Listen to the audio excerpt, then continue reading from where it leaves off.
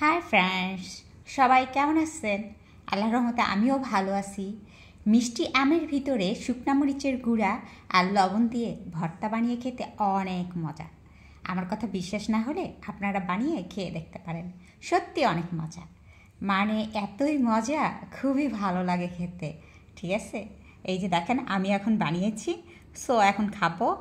তো আসলে একা একা বসে আছি তো ভালো লাগতেছে না, ভাবলাম একটু আমের ভর্তা বানায় খাই। সো আমের ভর্তা বানাইলাম। দেখেন কি সুন্দর হয়েছে, সুন্দর হয়েছে না? আসলে খেতে অনেক মজা, খেয়ে দেখেন, খুবই ভালো লাগবে। ঠিক আছে, এই মিষ্টি আমের ভর্তা খেতে কার না ভালো লাগে? আসলে আমরা সারা বছর অপেক্ষা করি কোন সময় আমের সিজনটা আসবে, কাঁঠালের সিজনটা আসবে, আমরা মজা করে খাবো। সত্যি কথা কি, আম খেতে কার না ভালো লাগে?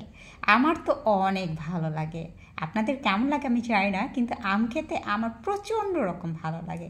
আম একটা লোভনীয় খাবার, মানে এটা দেখলেই জিভে জল এসে পড়ে, তাই না? সো বিশেষ করে কাঁচা আমটা খেতে অনেক মজা লাগে। যারা মেয়ে মানুষ তারা আমার কথাটা অবশ্যই বুঝবে, কারণ মেয়েরা কাঁচা আম খেতে খুবই পছন্দ করে, কারণ মেয়েরা একটু টক জাতীয় ফ্রুটস খেতে খুব পছন্দ করে।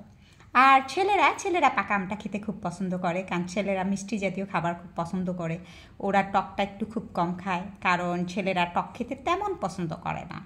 আমি যতটুকু জানি, কারণ আমি ভাইয়াকে দেখতাম, ও টক খেতে একদম পছন্দ করতো না। আমার বাবাকেও দেখতাম টক খেতে একটুও পছন্দ করতো না, কিন্তু তারা মিষ্টি আমটা, পাকা আমটা পেলে খুব খুশি হতো। সো পাকা আমটা আসলে অ্যাকচুয়ালি আমার মনে হয় সবারই পছন্দ, ছেলে মেয়ে উভয়ই পাকা আমটা খেতে খুবই পছন্দ করে। তো একা বিশেষ করে ছেলে আর মেয়ে বলে কোনো লাভ নাই, পাকা আমটা সবারই পছন্দ। বিশেষ করে যদি পাকা আমটা আপনারা ভর্তা বানিয়ে খান। হ্যাঁ, সামনে আশ্বিনী আম আসতেছে, আশ্বিনী আমটা একটু কিন্তু টক। ওই আমটা যদি আপনারা কাঁচা মরিচ, তারপর শুকনা মরিচের গুঁড়া, তারপর একটু লবণ দিয়ে ভর্তা বানিয়ে খান, দেখবেন এত মজা লাগে, মানে টকটা একদম থাকে না।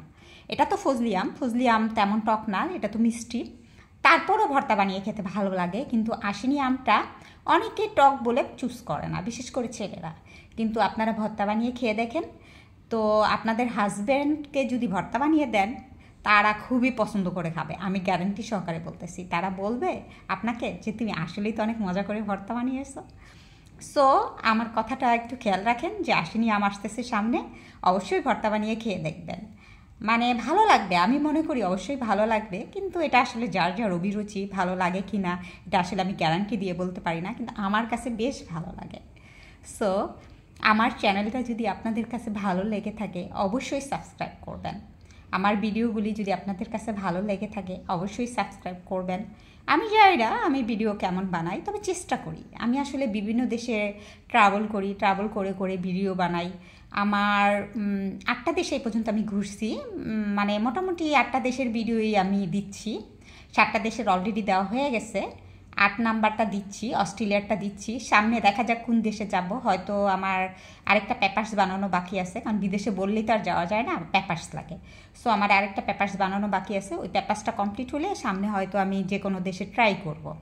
কারণ আমি 2টা দেশের ভিডিও একসাথে দিই, একটা দেশের ভিডিও দিলে অ্যাকচুয়ালি মানুষ বোরিং হয়ে যায়, মনে করে যে ইস, এক দেশের ভিডিও দেখতে আর কত দেখব।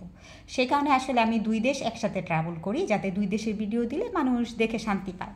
সো সামনে আমার আরেকটা দেশে যেতে হবে। সবাই ভালো থাকবেন, আল্লাহ হাফেজ।